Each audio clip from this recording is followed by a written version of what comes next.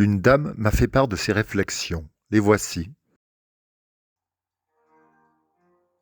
Il est un fait que l'homme moderne, le citoyen du monde, création du siècle des Lumières, aujourd'hui incarné dans sa version aboutie par les jet-setters, les hommes d'affaires, le touriste occidental féru de voyage, a fait son temps. Le Covid est passé par là. La crise économique et financière, et maintenant énergétique et climatique, fait se replier les gens sur eux-mêmes. Le retour à l'essentiel, au frugal, invite au recentrage. Pour ceux qui ont la capacité à maîtriser leur vie, bien sûr. Pas de souci d'argent au point de ne plus pouvoir joindre les deux bouts.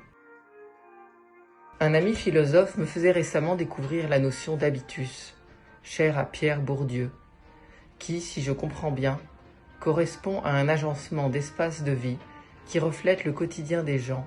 Pour illustrer, l'habitus des gens de banlieue est différent de celui des gens du Sud, du Parisien ou encore de l'Auvergnat, quoique nous ayons aussi précisément un habitus de l'Auvergnat parisien.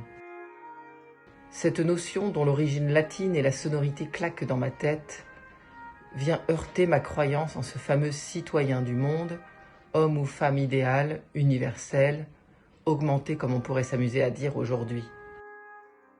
L'habitus semble avoir de beaux jours devant lui. Même la société de consommation s'y retrouve encore, entre marques de luxe, marques propres et marques locales.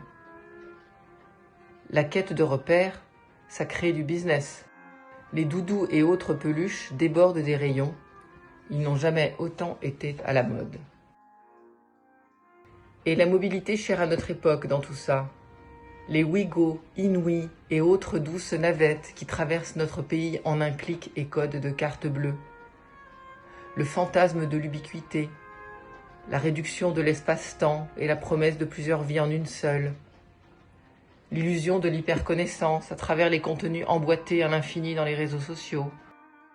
Un compromis est-il possible pour la femme moderne que je suis ? Puis-je, à l'instar des bobos que je représente aisément, j'en conviens, jongler éternellement entre le retour aux racines, le lien familial maintenu, et la griserie de l'aventure technologique qui occupe en tant que concept mon quotidien professionnel, lorsqu'il ne vient pas s'immiscer de manière très concrète dans les arcanes de ma vie personnelle ?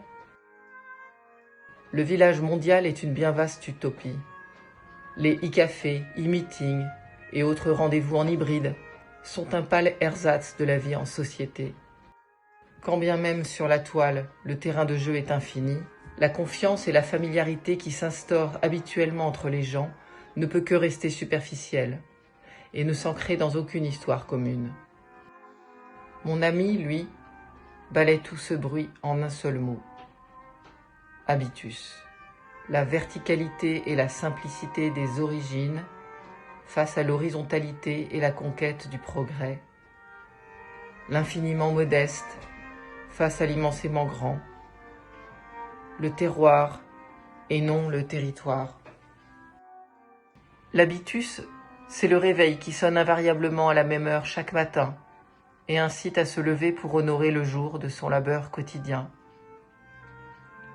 L'habitus, c'est le café que j'ai préparé pour moi-même à une heure choisie, dans le silence de mes journées, selon des rites qui me sont propres. L'habitus, c'est la cloche qui sonne l'heure où les enfants rejoignent leurs parents, où les sourires s'échangent avec complicité dans la perspective du goûter. Homo habitus, qui supporte le poids de tes pensées, homme habité par les traditions, reflet de ton histoire et qui ne cherche pas à t'évader, tu as tout mon respect. Homo habitus, tu ne connais pas la volonté de puissance, ni les pensées pascaliennes. Tu fais corps avec la nature, et celle-ci te le rend bien. Tu es le nouveau sage, et le monde entier crie le contraire, fasciné par les promesses d'une autre forme d'intelligence, si bien nommée artificielle.